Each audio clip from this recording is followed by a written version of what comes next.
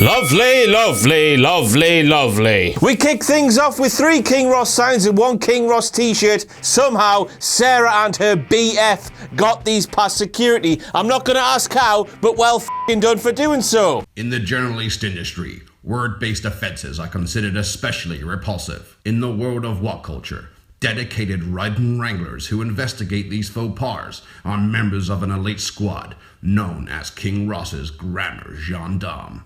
These are their stories.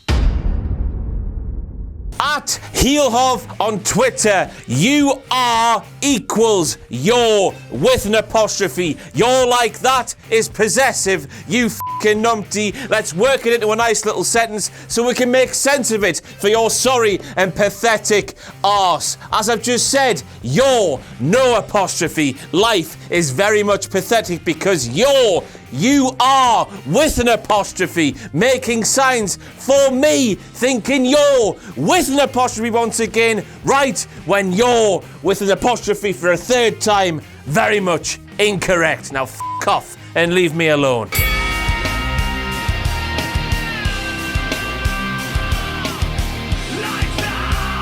Braun Strowman owning his own personal ambulance is the greatest vehicle gimmick since Kerwin White's golf cart, and don't argue, you know I'm f***ing right. F*** your Mustangs, your Lambos, even your choppers, Undertaker ambulances are where it's at. Yes, ambulances is the correct way to say it because I said so once again. It's either that or coming soon to your screens we're going to see Braun Strowman, GP, as the occupational gimmicks have a little bit of a resurrection from the depths of hell where they belong. Next we have Booker T in the moment. He claimed that you're going to have to break Roman Reigns if you're Braun Strowman, and at the current moment Reigns isn't broken.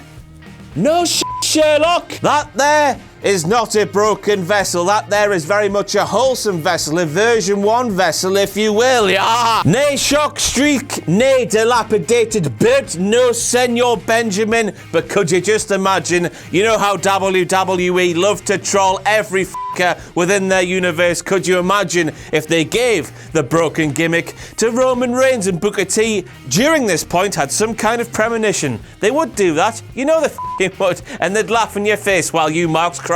Josh Duhamel by name, Josh Duhamel, you know, like James Ellsworth, Duhamel by nature. Me sideways, did he stink the joint out with his pointless spiel? So let me get this straight. Some arsehole going through a midlife crisis wearing a snapback backwards when he shouldn't be wearing a snapback backwards, who has never attended a WWE show before, is given airtime on a WWE show like we are supposed to care about his sorry midlife crisis arse. What the f***'s the crack with that? Get famous people on foul show, but get famous people on who are fans. Folk who understand what's going on and folk who make what's happening in front of your eyes seem cooler than it actually is, because as we all know, wrestling is not cool, and WWE like you to know that. If this Josh Duhamel fella doesn't care about wrestling, why should we care about his shit movies? I don't know who this man is, but I presume you marks think he's cool. So if you think he's cool and he doesn't like wrestling, that makes wrestling uncool, and you think wrestling won't be cool because some cool fella doesn't think it's cool.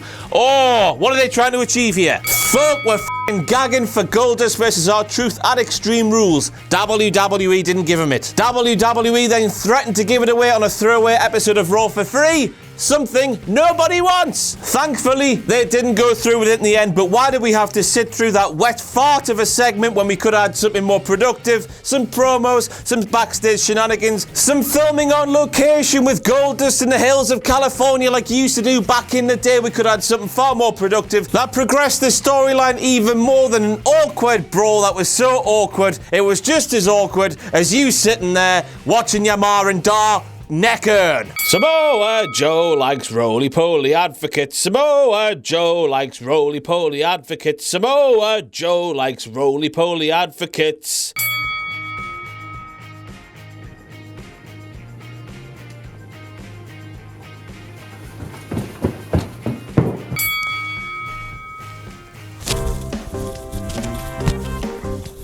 Fucking hell, has noticed the Cat Miller changed? First of all, let's get the massive elephant out of the way.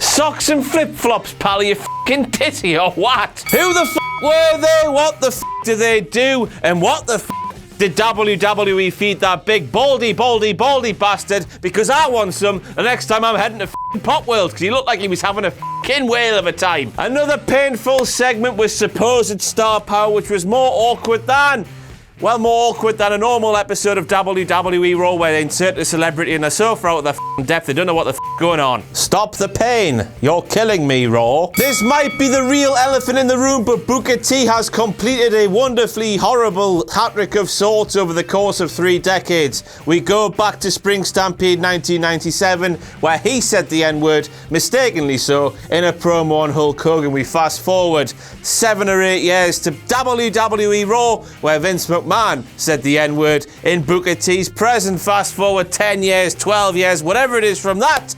Here we are in 2017, and Booker T, while he was on the air once again, was succumbed to the N-word in double fashion by one of those useless young lads in the ring who clearly didn't know what's acceptable and what's not, while you're on national television, you pleb. Hey, now we could have let this little cherub off with this massive howler, considering he's not used to the lights and the glitz and the glamour of WWE RAW. Adrenaline pulsating through his veins. He didn't know what he was saying. A little one slipped out. We've all been there. We're on national television and our asses literally drop out. However, he said the same thing twice. That is completely unforgivable. It's not a mistake. He knew what he was saying. What an inappropriate, useless bastard, and I hope he never appears on our wrestling show ever again. Next we move on to Booker T, who says Curtis Axel has been looking for one big break throughout his career. Whoa! Booker T still saying that Curtis Axel has been looking for one big break throughout his career. Whoa! Booker T once again saying that Curtis Axel has been looking for a big break throughout his career.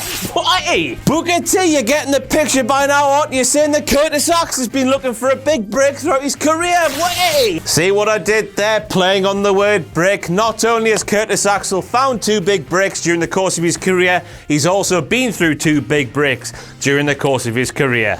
His best friend, who has been more like his husband / carer during the entirety of the time we've known him, kicked him in the face last week, but Enzo Amore appeared on this week's WWE RAW, dancing and jumping around like a child with sugar injected in its veins like nothing was the matter. Last week, the tear was fantastic. That made that segment feel as real can be in scripted professional wrestling. And while we're talking about that tear, I bet you stole Joey Tribbiani's trick of taking a tweezer to the pubes, just like you stole his catchphrase, Enzo, eh? But continuity, Enzo. You should have been out there walking like this, sad as because you've just been dumped by your life partner. And surely you know that your future as a professional wrestler, due to the way you've been booked as a wrestler who can't really wrestle but botches a lot, is severely endeavoured. Enzo dancing and carrying on, continuing like nothing happened last week, lessened the impact of what happened last week. He should be a broken man. Not that kind of broken, but a broken man nonetheless. So they sorted Cass out with a new trumpet. They couldn't be asked to find him a new tune. I mean, the chorus of boos that greeted him would have done, but hearing him come out to Enzo and Cass's original theme just sounded a bit wrong. A bit wrong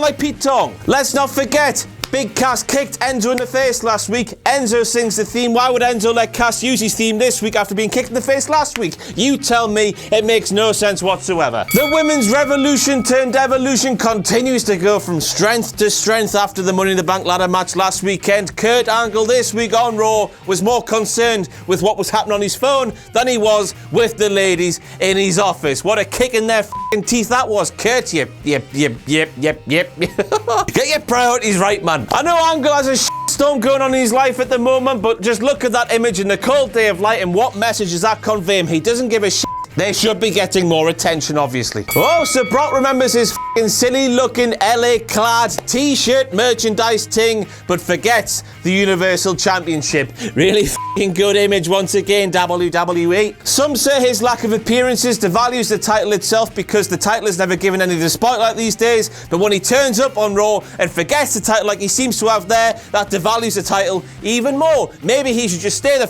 away. How is merchandise more important than a championship belt? That is not wrestling, and you know it's true. Sake, man, Borg, fight me! He isn't, like. Is that Brock Lesnar? No, it's the infraggable Gronk. The great grape ape. Or maybe Brock Lesnar was just going that extra mile to get that babyface pop in LA by changing his face and his hair to the colour coordination of the Lakers, yellow and purple. Maybe, just maybe, he's f***ing moonlighting as Hellboy. I wish I could do something about this.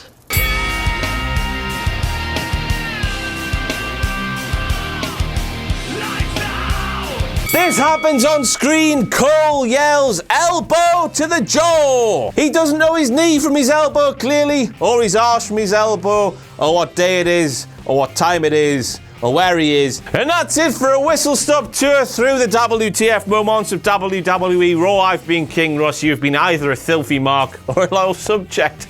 Don't care either way. Bye-bye. Hello, I am Adam Pacitti, and I am fun. To prove how fun I am, I'm going to ask you a wrestling-based trivia question. Are you ready? Good.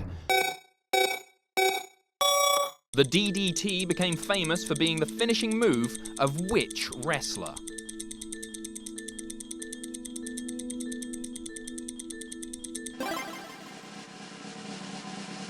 The answer is Jake the Snake Roberts. That was fun. For more fun, buy the WhatCulture Wrestling Trivia Game, available now at shop.whatculture.com.